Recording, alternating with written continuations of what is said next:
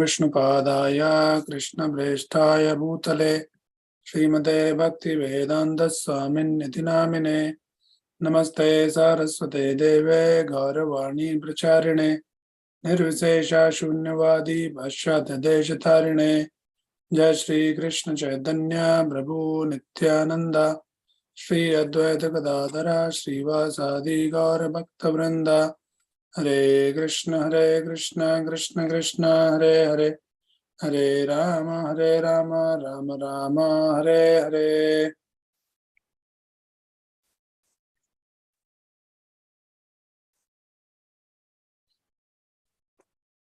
Hare Krishna.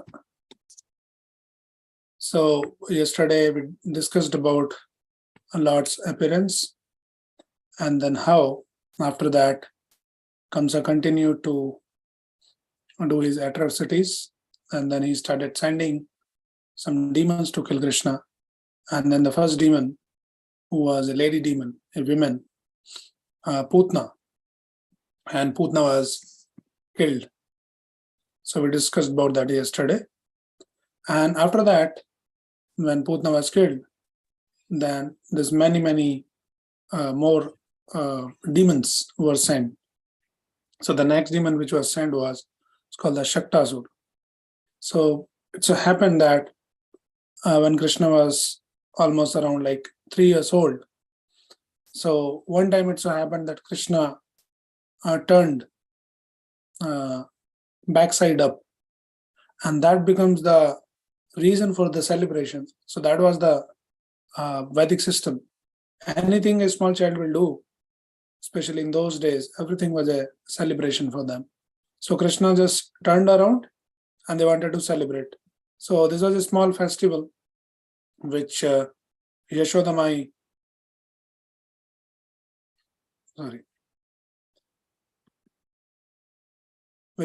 Mai, he called other neighboring women, and then those who are having the similar age of the small kids, and they were celebrating this festival. So when all this celebration was going on, and then Krishna as a small baby, he was falling asleep. So when Krishna was falling asleep, then Yashoda Mai thought, okay, the child is tired. So then she took the child in the lap and goes, and there was a hand cart called the shakat. So, and under that there was a cradle. So Yashoda Mai take Krishna and put the baby Krishna under that hand cart on a cradle. And Krishna was falling asleep. And after a while, Krishna woke up, and then as a small baby, he was crying, and in the noise of, Yashoda Mai went back, and she was busy and engaged in all kinds of household activities. So nobody could hear Krishna's crying, and nobody paid the attention. And then Krishna, as a small baby, started throwing his legs.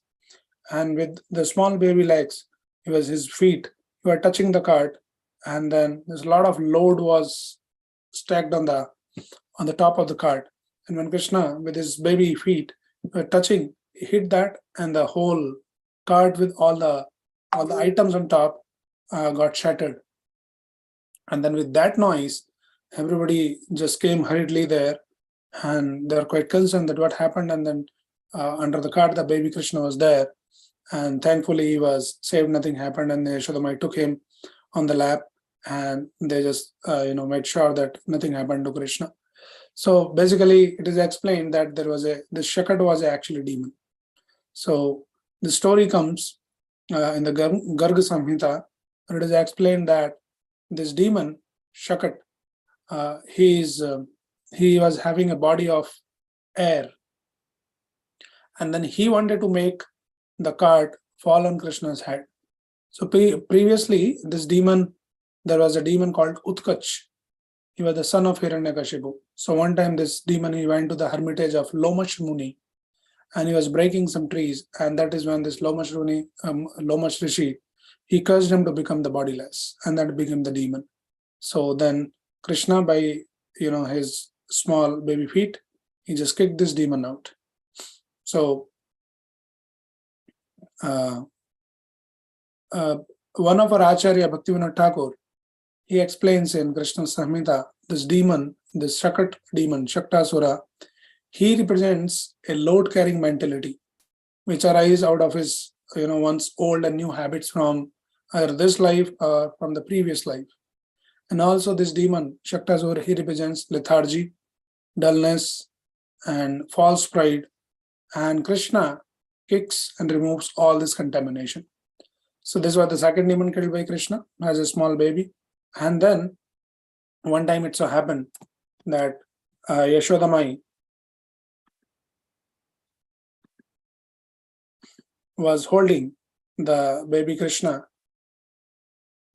in his lap, and she was trying to play with Krishna, and suddenly she started feeling like Krishna is becoming too heavy, and it became so heavy, that small baby, that Yashodamai could not even bear the load of Krishna in the lap, and she felt very exhausted and tired, and finally she had to keep Krishna aside on the floor.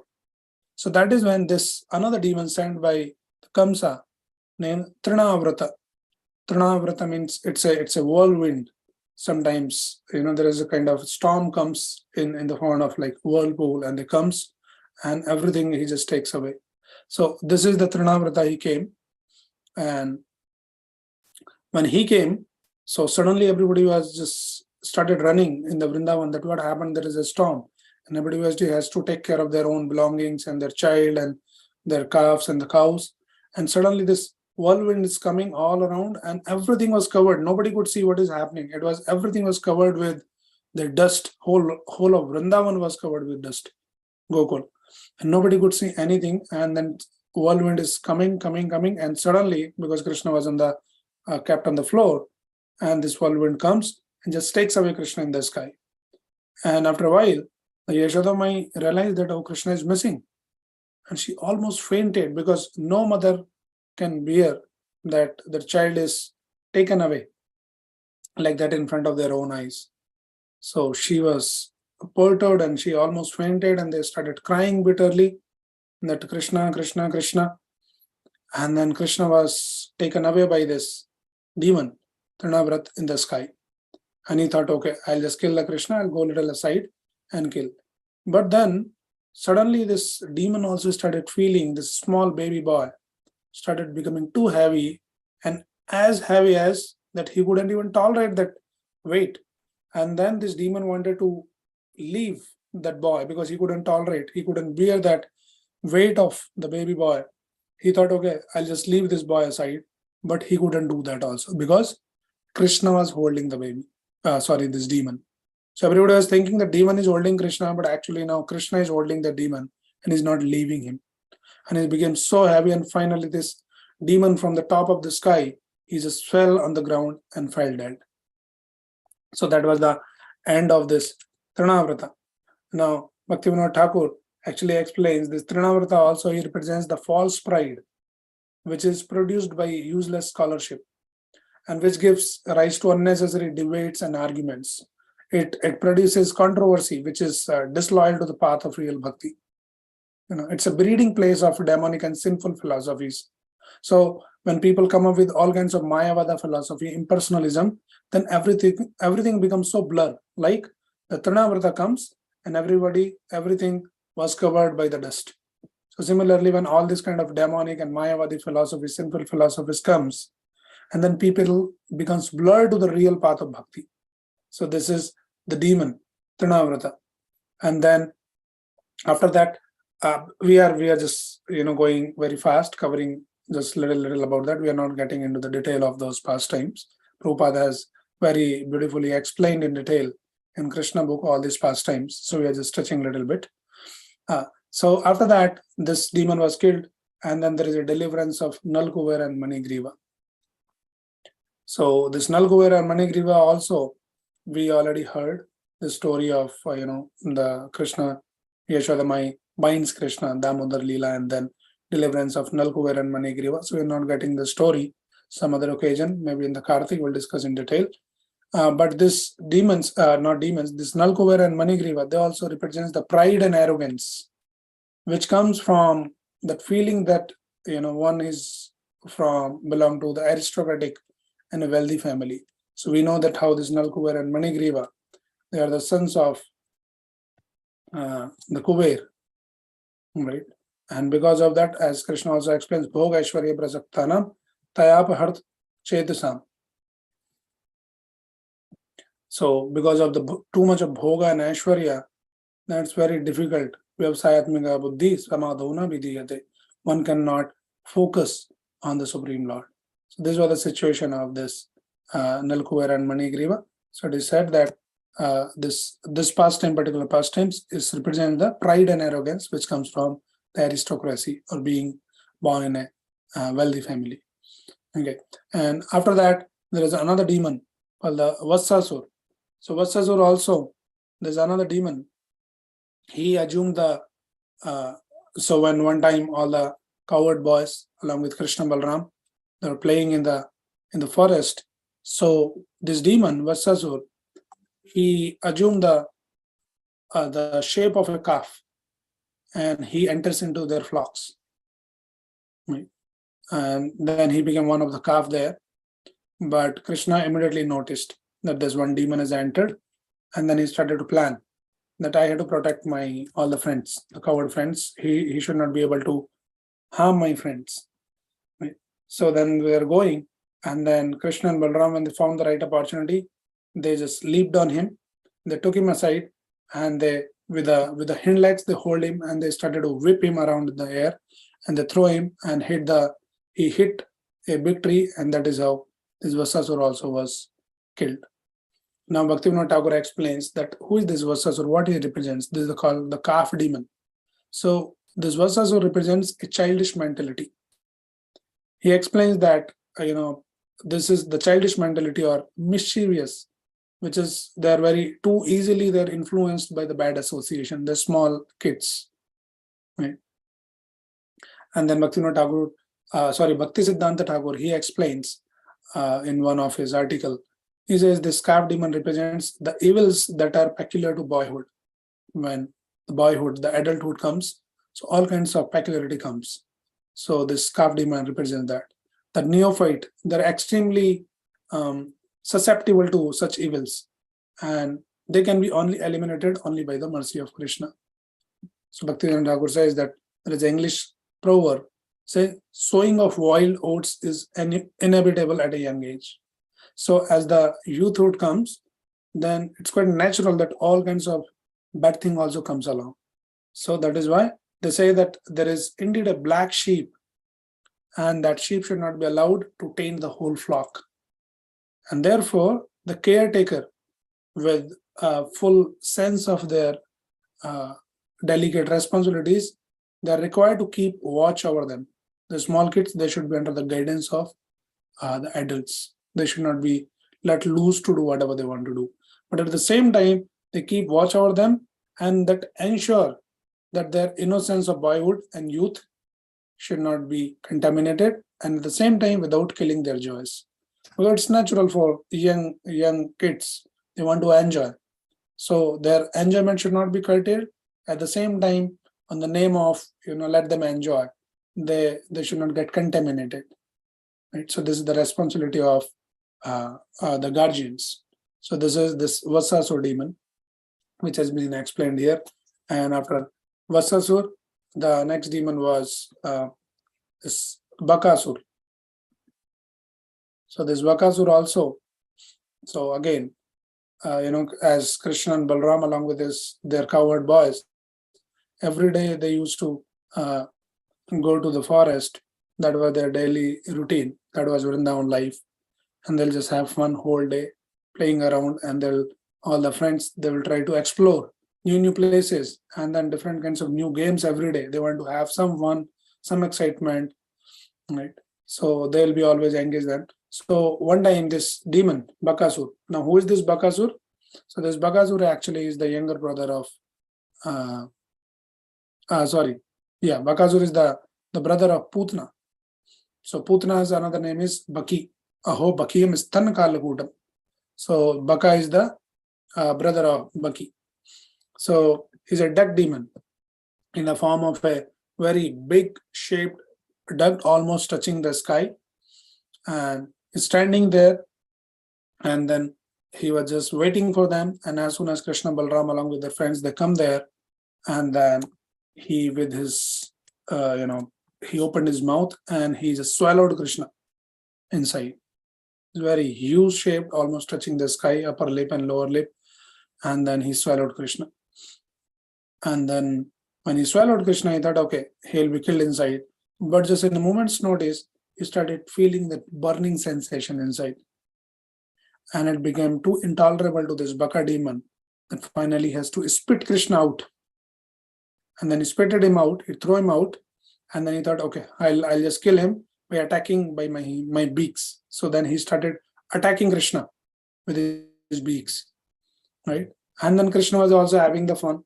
He was also wanted to create that excitement for his friends. He wanted to give them the pleasure. So this was also, they were looking, they're quite anxious. Oh, what will happen? Will Krishna will manage to handle this demon, or he should not harm Krishna, he should not be able to kill Krishna? Like that, all the anxiety was increasing. So a lot of fun in that. And then finally Krishna says, okay, enough is enough. Krishna catch hold of his beak, and then he bifurcated him like a child splits a blade of grass very easily. So that was the end of this Bakasura demon. Right.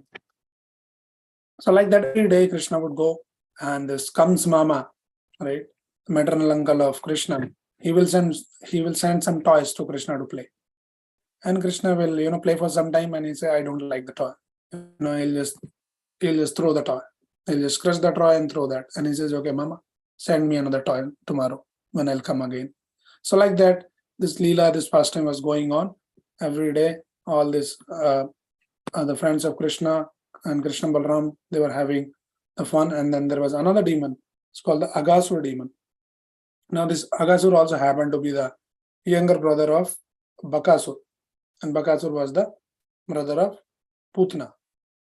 So like Putna, Agasur and Bakasur, they're brother and sisters. So he wanted to take the revenge because Krishna has already killed Putna and Bakasur. He says, okay, I had to kill Krishna. And that is how, the soul of the Putna and the Bakasur will be satisfied when I'll kill Krishna. So he planned. So he comes there, and now this Agasur is like a serpent. It's a huge serpent, and again, very gigantic. And he opened his mouth, and almost like, as Prabhupada explains in the Krishna book, like again, touching the sky. And when these boys were coming there, and every day they are always, wanted to explore something new, and they found, oh, what is this? Looks like the opening of a cave. And they say, oh, this is something interesting. We should do some new activity today inside the cave. So that is how they're very excited. And then they says, and they're discussing, okay, what is this? We have never seen it earlier, from where it came. And then like that discussing, and they started walking towards that, which was looking like a cave, but it was actually the opening of the mouth of Agasur, and they entered inside. And then Krishna, as being the super soul, he immediately realized that all my friends, they're getting into the danger. So he wanted to stop them, and he started shouting, my dear friends, please don't enter there. There is a danger. But he was too far off that all these boys, they couldn't hear. And finally they entered. And now this Agasur, he understood that all the boys, they entered already, but that Krishna is still not entered. So I'll wait for Krishna also before I close my mouth. Now Krishna was thinking that what should I do? I had to immediately do something about this. There should not be any harm to my devotees. That Krishna cannot tolerate any kind of harm to his devotees. So Krishna says, okay, I have to do something, and for that I also had to enter in the Agasur's mouth. And then finally he came running, and he entered inside. And then this Agasur was thinking, okay, my job is done. Now they'll be inside, they'll be killed inside. And when Krishna entered there, and he found that all these boys, they were already fainted. They fell unconscious because of all kinds of poisonous gases inside this demon snake. And because of that, they were all unconscious, lying there. And Krishna was furious. He couldn't tolerate that. And Krishna says, okay, I had to do immediately. So Krishna also, though this demon was very gigantic, but Krishna started expanding himself. And he expanded himself so much that this demon started choking inside. He couldn't breathe. He couldn't do anything. And he was choking, and all his eyes, they bulged out. because of this choking. And then finally, Krishna was expanding. He expanded too much that he tore apart his upper part of the Aghasur and he came out. And that is the end of this Aghasur. So now, this Aghasur is actually, he represents the mentality of cruelty to others and violence and this causing trouble to others out of envy. So this is nature. Sometimes when we have this nature that we want to create some problems to others, we are envious of others. It means there is a demon. Aghasur is sitting inside us. Right? There is no. So the only way is that Krishna has to come in our life, and then Krishna will kill this demon. So after this Aghasur demon, so there was a tradition that every day, all these coward boys, they'll go home and they will narrate the story, what happened whole day, what was the fun today. So when they go home and when their mothers used to give them the bath and get them ready, that time they'll narrate, oh, today, you know what happened, my dear mother, there was a demon like this and Krishna was doing like this and Krishna lift him and will, whip him around, and all kinds of, narrations they will tell every day. Now, but interestingly, this Aghasur was killed and this pastime was not discussed when all these coward boys, they were 5 years old that time when Aghasur was killed. And when they became 6-year-old, till 1 year, they are not discussed this pastime. So when this Parikshit Maharaj heard this from Shukdev Goswami, then he became very curious. He became very inquisitive that what was the reason that, why this particular pastime, this narration was not discussed for 1 year, right? So when he asked this question, and then Shukdev Goswami was very much encouraged when Parikshit Maharaj asked this question. And he's saying, the Shukdev Goswami says that, my dear king, you are making this subject matter of the transcendental pastime of Krishna fresher by your inquisitiveness. So Prabhupada explained, this is the way to participate in listening Krishna Katha. It should not be only just one way, one person is talking and everybody was just, just waiting that when it will get over or maybe dozing off or something. But no, one should be very attentively listens to the Krishna Katha, and then one should ask the questions. So this Parikshit Maharaj was very attentively listening each and every single detail. And he asked, oh, why this pastime was not discussed for 1 year? What was the reason? And this Shukdev Goswami really thanked him and encouraged him that you are making it, very freshly, this discussion. Right? And then Prabhupada, and further he explained that this is the nature of a devotee, that he constantly apply his mind, his energy, his words, his ears, etc., in hearing and chanting about Krishna. This is called Krishna consciousness. So Krishna consciousness is not some dull activity. Okay, we have to sit in some class, some pravachan is happening every evening, probably for 10, 11 days, we have to sit and listen something. Somebody will say something, will we also keep doing something aside? No, this is not the way. Here, the acharyas, the great devotees, they are teaching us, they should be super attentive, listening. They should listen. And one who is wrapped in hearing and chanting Krishna, then Prabhupada says that subject matter never becomes hackneyed or old. This is why he says this Krishna consciousness or Krishna Katha is called Nitya Nav Navayamana. Means every day every time there is newer and newer rasa, the joy, the relish, the nectar is there. It means that one can go on chanting and hearing about the Lord and he never feel tired, but he will remain fresh and eager to hear more and more. Okay. So this is the way. So Prabhupada is giving us those details, that this is how one should listen to the Krishna Katha, not like some kind of a boring activity or kind of a forceful activity, but one should be very actively, very eager to listen to this Katha, and with a rapt attention, with all the mind, words, and all energy, one should listen that. And then one can relish Nitya Navayamana. Right? And then one should ask the questions. This is also another thing, so that the whole discussions becomes more, live. And then when the question is being asked, Prabhupada says, it is the duty of the spiritual master to disclose all confidential subject matter to the inquisitive and sincere disciple. Right? And then Shukdev Goswami, when this question was asked, then he began to explain why the killing of Aghasura was not discussed until 1 year has passed. And then Shukdev Goswami told the king, now hear of this secret with great attention. So what happened after saving his friends from the mouth of Aghasura and after killing the demon, Lord Krishna brought his friends to the bank of Yamuna. And then he addressed them as follows. He says, my dear friends, just see how this spot is very nice for taking lunch and playing on the soft sandy Yamuna bank. So you can see how the lotus flowers in the water are beautifully blown and how they distribute their flavor all around. The chirping of the birds, along with cooing of the peacocks, surrounded by the whispering of the leaves in the trees, combine and present sound vibration that echo one another. And this just enriches the beautiful scenery created by the trees here.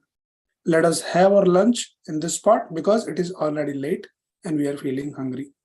So let the calves remain near us and let them drink water from the Yamuna. While we engage in our lunch taking, the calves may engage in eating the soft grasses that are in this spot. So then hearing this proposal from Krishna, the boys became very glad. And they said, certainly, let us sit down here and to take our lunch. And then they let loose the calves to eat the soft grass, sitting down on the ground, keeping Krishna in the center. And they began to open their different boxes which they brought from home. Right? And then Lord Krishna was seated in the center of the circle like a wall of the lotus, and all surrounded by all his friends, like a petals of the lotus. And everyone was just, Krishna is in the center and they were just seeing Krishna face to face. Now just think of the situation that when somebody is sitting in the center and so many people are sitting around in a circle, then how is it possible that everybody face the person in the center as face to face? Some people from the front side, they can see him face to face. But those who are at the back side, they cannot see the face to face. But that is what is Krishna's reciprocation with his friends. Krishna is sitting in the center and everybody is feeling that Krishna is facing me. So Krishna was facing each and every one. And then not only just facing, but Krishna was reciprocating with all his friends.